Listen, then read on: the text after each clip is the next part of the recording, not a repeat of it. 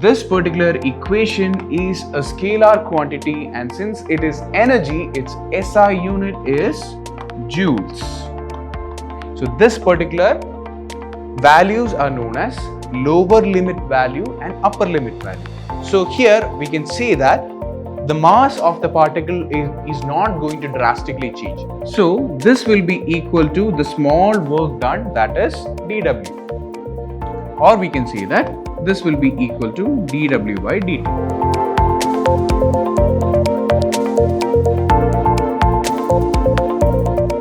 Hey all, I'm Hari Krishnan from the Department of Physics, Vidhyaashram PU College, the Temple of Excellence, and we were dealing with work, energy and power. In the previous session, we were discussing about work, and in this particular topic, we will be discussing about energy.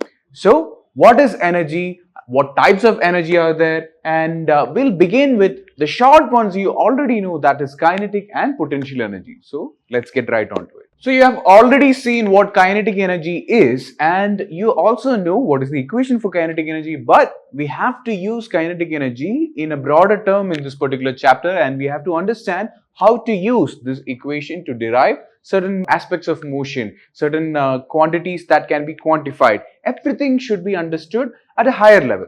So, I'm going to reintroduce to you the concept of kinetic energy. So, you all know that any object that is having a mass m, when it is moving through, let's say, a distance with a velocity v, then we can say that that particular object will be having a kinetic energy Ke of half mv square. If any object is having a mass m and it is moving through a distance, let's say, with a velocity of v, then we can say that the object moving with the velocity v in any particular direction will have the kinetic energy of half mv square, half mass times velocity squared. You don't have to know where this equation comes from, how to derive this. You just have to know that this is the particular equation that deals with kinetic energy. And this particular equation is a scalar quantity, and since it is energy, its SI unit is joules. Joules is the SI unit of kinetic energy. Otherwise, you can also figure out the unit from the equation itself. It is mass and velocity squared. So, mass is nothing but kg and velocity is nothing but meter per second. So, it is kilogram meter per second whole square. So, otherwise, you can just write joules. Both are completely fine. So, this is a scalar quantity, and the kinetic energy of any body is given by the equation half mv square. So, if any mass is moving with a velocity of v, we can say that it possesses an energy, and that particular energy is kinetic energy. Or in other words, we can simply define kinetic energy as the energy possessed. So, energy possessed by an object due to or by virtue of, you can also say by virtue of its motion. So always remember, kinetic energy is only possessed by molecules or objects or systems that is in motion. If the system is not in motion, it means that inherently its velocity is zero, which means its kinetic energy will be equal to zero. That is why we say that only moving bodies, only bodies which is having a velocity will possess kinetic energy. So you already know what kinetic energy is. I don't want to give you more examples about kinetic energy, but we'll move on to a bigger topic, that is what kinetic energy has to say about work done. So we already know that what work is. Work is nothing but force times displacement. So we know that there are certain conditions to be for work to be done in physical terms. That is, if a man or a weightlifter is lifting a lot of weight, it is not considered as work in terms of physics, because again there is the constraints of angle, the constraints of displacement, in what direction, all these problems are there, which we discussed in the previous session. So in terms of kinetic energy, how can we define work done? So that particular concept or that particular relation is what is being written here as work energy theorem. So that particular relation between work and energy For in this particular case, work and kinetic energy is being introduced to you as a proper theorem. So we can say that what the theorem actually states is that if we have kinetic energy Ke, actually kinetic energy is denoted by the letter T, but for now you don't have a specific notation for kinetic energy. When you get to higher classes, you will see that kinetic energy is denoted by capital letter T and potential energy is denoted by capital letter U and all that. But for now, since your NCERT does not give a proper notation to kinetic energy, it just puts on K or Ke like that. So I won't be giving the proper notation to kinetic energy. We'll just say that it is Ke. So what work energy theorem states is that if we have the difference between kinetic energy, that is kinetic energy, the final value of kinetic energy minus the initial value of kinetic energy, then it will give us the net work done. Okay, so if we take the difference between final kinetic energy and initial kinetic energy, we will get the net work done. That is what work energy theorem states. It's a small theorem, it's very simple. So we just have to put it in words and then you have work energy theorem.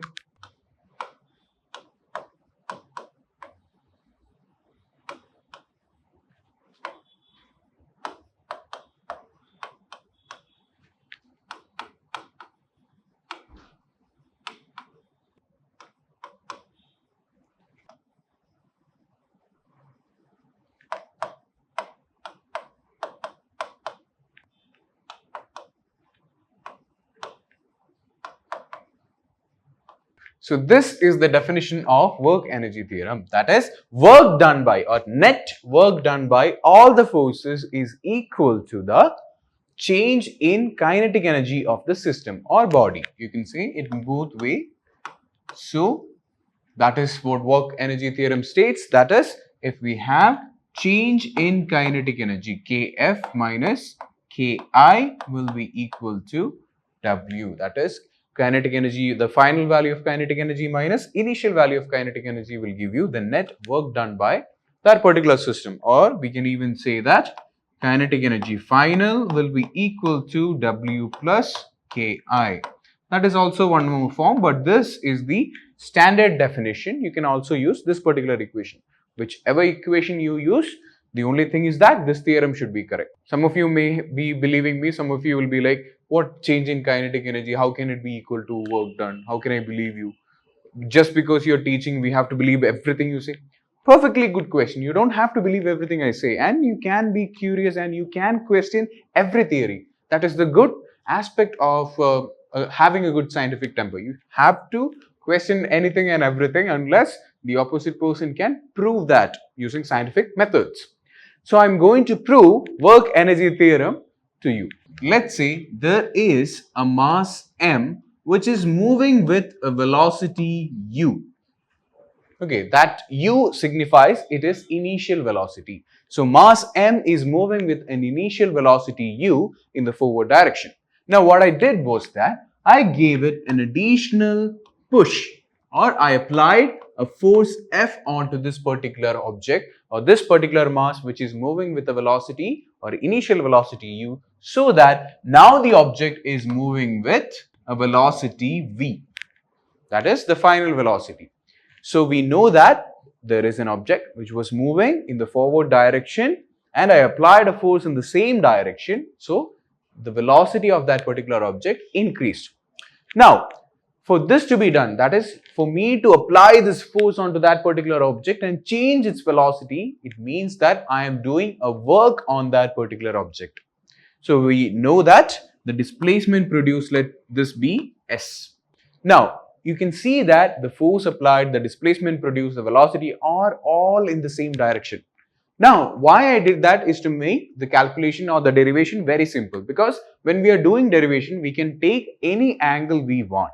But if we take any angle we want, the equation will be complicated. So to make it much more easier, I'm going to take all in the same direction. That is because the definition of work done, W is equal to F dot S, right, which is equal to Fs cos theta. Now, if I apply the force in the same direction and the displacement produced in the same direction and the velocity also is in the same direction, I can say that here theta is equal to 0 degrees. So we know that cos 0 is nothing but 1. Hence, we have the equation W is equal to Fs. So, to get the simplified version is why I apply the force in the same direction. So, yeah, we get the equation W is equal to F into S. But we already know that F is equal to MA. So, I can write it as F is equal to MA. So, means this particular equation becomes M into A into S. Right. Now, here I am going to do a little magic. That is because here I have this equation that states that MAS is equal to W. Let it be equation number 1. Now, I have to remember a few things from the previous chapters which states that we learned a few equations about motion, and one of those equations stated that V square is equal to U square plus 2AS. Or simply V square minus U square by 2 is equal to AS. Which means that if I name it as equation number 2, these two look very similar. That is, there is an AS here and we have a definition for AS here also. Which means acceleration times displacement has a new meaning right now. So this is final velocity minus initial velocity divided by 2. So I'm going to substitute this equation in this particular equation, which means now I'm saying 2 is substituted in 1, which implies M into, instead of AS, we are going to substitute V square minus U square divided by 2.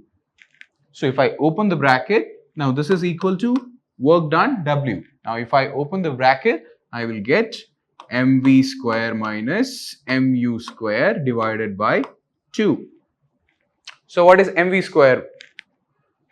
You don't know? Okay, I'll make it much more easier. I'll take this by 2 outside, which means half mv square minus half mu square is equal to w. Now it is very clear, right? Half mv square is nothing but kinetic energy. So this is the final velocity, which means this is the final kinetic energy, and this is the initial velocity, which means this is the initial kinetic energy. So final kinetic energy minus initial kinetic energy is equal to net work done. And that was indeed the definition for work energy theorem. That is, the change in kinetic energy will produce the net work done by the system. So yeah, that is all about work energy theorem.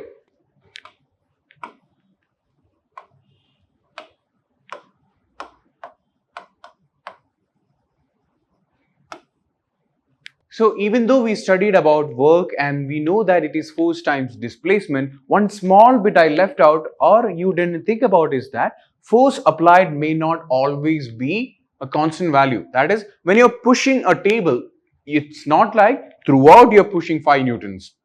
Because when you're starting, you might be applying a force of 2 newtons, and then you see that the table is not moving. Then you apply even more force, that is 3 newtons, 4 newtons, and until you get to 5 newtons, the table is not moving, which means constantly you're changing the force which you are applying. So we know that in practical day-to-day lives, all these equations why we are studying is that because we can have a luxurious life, right? We can apply this equation onto the world so that we can make machineries which help us live. We can advance ourselves. We can improve our civilization. For example, F is equal to MA, pave the way for the entire industrial revolution. So industrial era actually. So just like that, we also need to apply these fundamental ideal equations to the world, which means that the forces we apply in the real world is not actually constant, which means it is ever changing. So for example, it is not a straight value. If I draw a graph between force and displacement, let this be force, let this be displacement.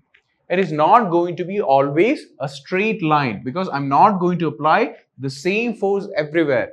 If you're lifting a weight above your head, let's say a bucket of water above your head for like 5 seconds, your hands will start to shake.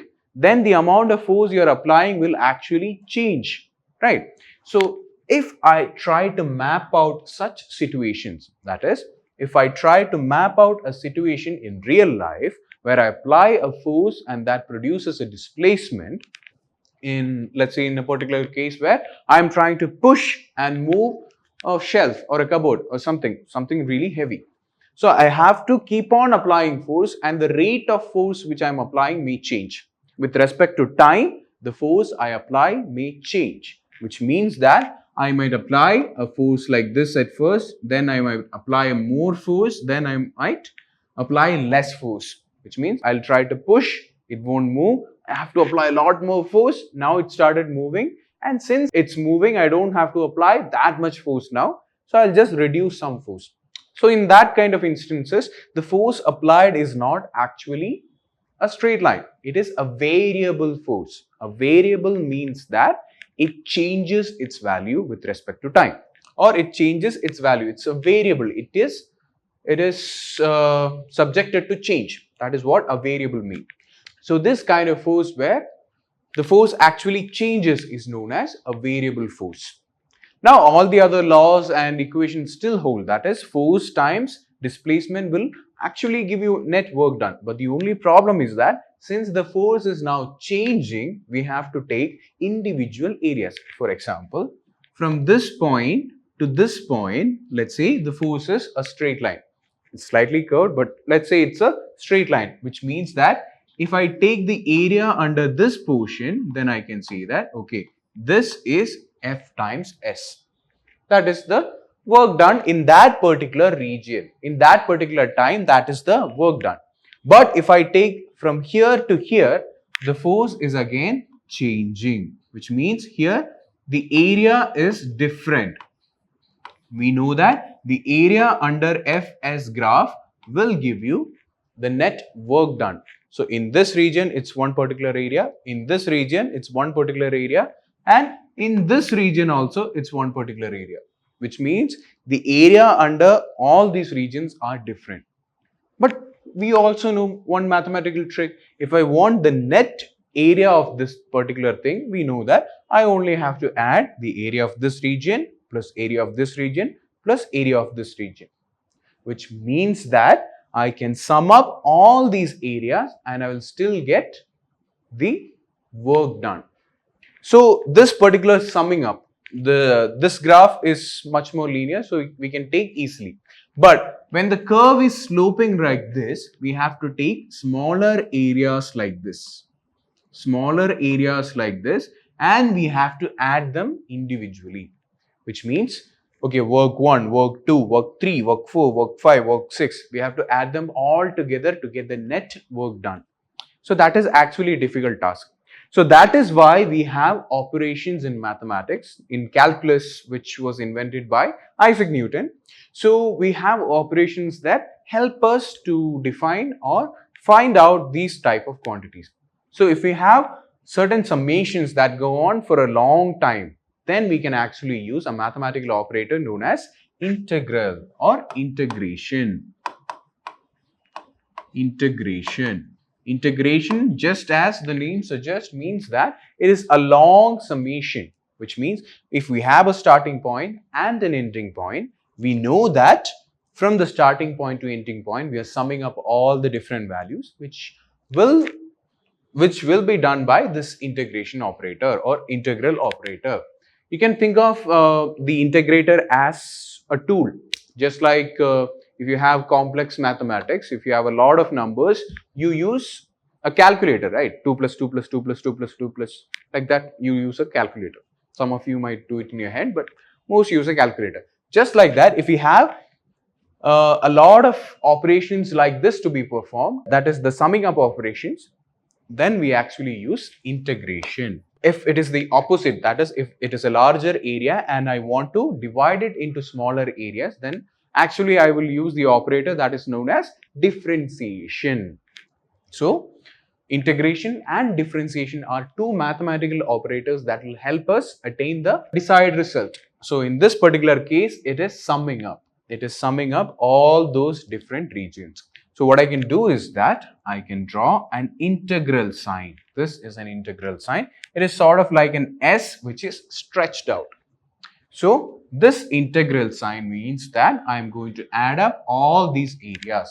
Now, what is the equation for work done, or what am I trying to find out? I am trying to find out the net work done W. Now, this particular W means that it is W1 plus W2 plus W3 plus etc. and so on. So if I have a limit, if I am saying that it is from region 1, let's say unit 10, 1 to 10, then I can say that it is starting from 1 and it is ending in 10. So this particular values are known as lower limit value and upper limit value. Basically, it means that where am I starting from and where am I ending it in. So that is the upper limit and lower limit. And then finally, what is the equation? The equation is W, or what are we trying to sum up? W, that is the work done. So we know that the equation for work done is nothing but F dot dx, or simply F dot dx or Fx. So here I am denoting it as dx because, not x, because I am trying to find out the net work done, which means the changing quantity here is the displacement, right? So here it is one particular displacement like that. So I am taking the small quantity here and I am multiplying with force each time. So the displacement is changing, I am multiplying it with force. Displacement is changing, I am multiplying it with force. I am going to substitute this particular equation here, and then I can say that, okay, integral sign will do this for me. Integral sign will sum up all the different areas under this particular curve, and that will give me the net work done in this particular case. So this is how, if the force applied is changing, if the net work done is distributed like this, that is unevenly distributed, then I can say that it requires that net work done will be equal to sum of individual work done, and that particular operation can be performed using an integral sign. So this is how you can actually denote a variable work done. Any variable quantity, if you have to sum it up, you can actually use the integral sign. You have various results. For example, integral x will be equal to x raised to n plus 1 divided by n plus 1. That will be the result. All of these results and how to do integration, how to do differentiation will all be taught to you in mathematics in second PU. But for physics, it is absolutely necessary because we need calculus to solve all of Newtonian mechanics. So to explain Newtonian mechanics, we need integrals and differentiation operators. So it is sort of necessary, but I will give you whatever you are needed, whatever required to solve this particular problem or this particular concept. I'll give you that in detail. What integration is, what differentiation is, you will study it in the second PU. So anyways, so the summing up operation can be easily done by the integral sign, and dividing up operation can be easily done by the differentiation sign. This dx just denotes that it is a very small quantity, a very small region I am taking. For example, this particular region here, let's say that is the region I took first, then this is dx1 or dx2, dx10, like that. So this is how we can actually represent variable work done. If you didn't understand most of it, it's okay. As we go on forth, we'll deal with integrals and differentiation symbols a lot, so you'll understand it gradually. So the only thing you have to understand right now is that variable work is represented by integral f dx. Another way of representing this in summation symbol is that it is equal to f delta x. You can also represent it like that, but this is the standard definition, that is w is equal to integral f dx. That is variable work. And we also have work energy theorem for a variable force. That is, again, what does work energy theorem states? It states that the change in kinetic energy is equal to net work done. So change in kinetic energy or rate of change, how do you do that? Rate of change of velocity is equal to acceleration, rate of change, which means divided by time.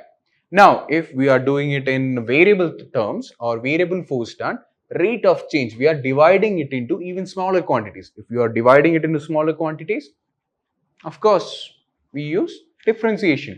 So it is not such an important term, but it is something you have to know, that is variable force and variable work done, because it is relating to the practical aspects. That is why I am discussing this. So we do know that variable work done or the change in kinetic energy is equal to net work done. For a variable force, we can say that the net change in kinetic energy, that is dke by dt, will be equal to dw, or the net work done. So we can just take it as w, and we can say that dke by dt is equal to w. Now what is dke? Ke is nothing but half mv square divided by dt. Now, this differentiator operator or integral operator has a speciality. It will only integrate or differentiate quantities which are changing, which is subjected to change. So here we can say that the mass of the particle is not going to drastically change. If you strike a carom piece or a carom board, the striker will go hit the other pieces, but it is not like the mass of the striker is going to suddenly change, right? So that is a constant quantity. And we know that 1 by 2 being a number, it is also a constant quantity. If this is a constant quantity that is being multiplied with a changing quantity, velocity is a changing quantity, it can change with respect to time. So these two quantities will not change with respect to time. So the quantities which are considered to be constants will be kicked out of this integrals or differentiation signs, which means half m will be taken out of this differentiation operator or differentiator operator. Then we can write it as half m into dv square by dt. Now again, as I told you, how to differentiate, how to get these quantities, what is the rules, what are chain rule, what is how to differentiate power, all this you will learn in your second PU. For now, just know that any object which is raised to its power is present, which is different from its denominator quantity. The way you differentiate this is that this will be equal to half m, which is already there, and v square, when you differentiate it, it will become 2v into dv by dt. So when you differentiate dv square by dt, you will get the output as 2v into dv by dt. This power, this 2 will come outside, this v will be multiplied once, and whatever remaining is there, v, that will be written down like this, dv by dt. Again, you will learn this in your second PU. So here 2 and 2 will get cancelled. So finally you will have the equation as, and write it down here, you will have the equation as mv dv by dt. So what is this dv by dt? dv by dt is nothing but a, because rate of change of velocity is nothing but acceleration. So we can actually say that ma into v. So ma again is nothing but f, because f is equal to ma, f dot v, or another term of writing f dot v is f into ds by dt. So we can actually write it as f into dx divided by dt, because velocity is equal to rate of change of displacement. So this will be equal to the small work done, that is dw, or we can say that this will be equal to dw by dt. Okay, the rate of change of work done will be equal to f into dx by dt. So if we cancel out these, we cannot directly cancel out dt and dt. There is a small operation again, but again you will learn this in second PU and higher classes. So you will get dw will be equal to f dx. That is the net work done, the equation for net work done. Again, this is not as important as the other work energy theorem, but it is important that you know this theorem also. So that is why I just explained it to you.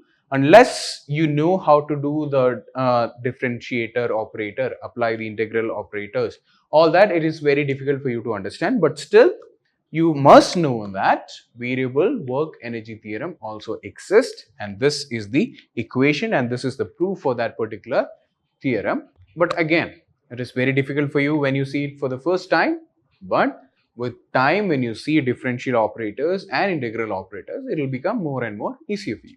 So that was all about energy and how it's related to work. Now we only dealt with one type of energy, that is kinetic energy. In the next class, we'll be dealing with potential energy. So until then, thank you.